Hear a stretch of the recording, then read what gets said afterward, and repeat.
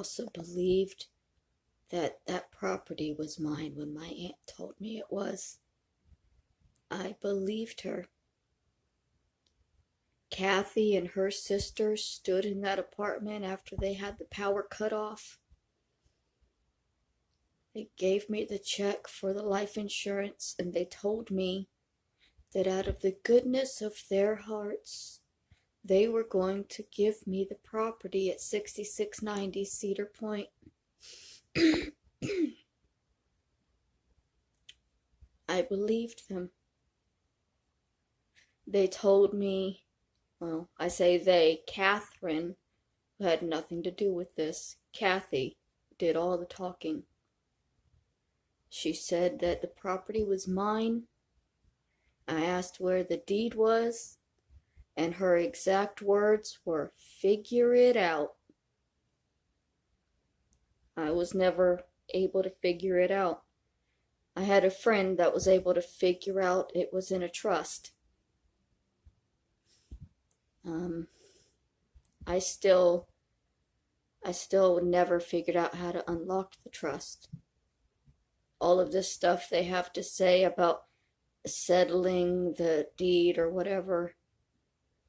If they had just released the deed to me, I had somebody willing to buy the property. And if they say, well, but the taxes, you didn't have the money to pay the taxes.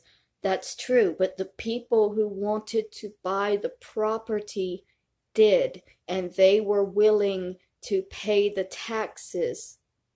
They were willing to pay the taxes, the lawyer, and then give me $50,000 in cash for the property. They sent letters, they called, nobody responded. Now they say that they didn't respond because I was only selling it for $50,000 and they weren't going to let me undersell it. But they never told me that they wanted a specific price for it, and it should not have been up to them to have a specific price for it, because if it was mine, if it had been given to me out of the goodness of their hearts, like Cathy so enthusiastically stated, why would it matter to them if I sold it for $5, as long as all of the taxes and debts were paid off? It wouldn't. The truth of it was that they never intended for me to have that land.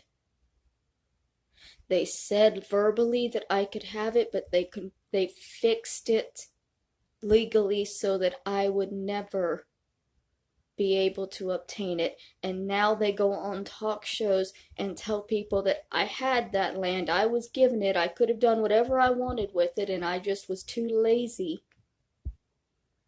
And they know the truth is that they locked that shit up. They gave me a verbal confirmation it was mine and then never spoke to me again. Never spoke to any of the lawyers, never spoke to anybody that contacted them. But I believed for a long time that that property had really been left to me. I believed that the boys who moved in after she passed away were there to help me. I believed that they were going to take care of me after the money ran out, because they told me they would. And I believed them, and I believed that I still had that property that I was trying to sell. I believed.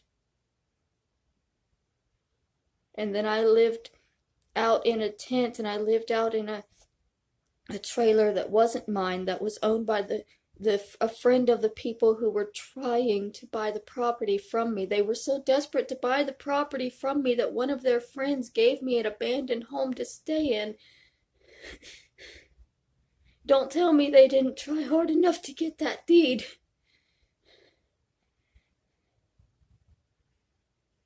And they believed me when I told them that it was my property and there had to have been a way to get it, because I believed my family when they told me that. How much further proof do y'all need that I'm stupid? And that it's wrong to take advantage of the stupid?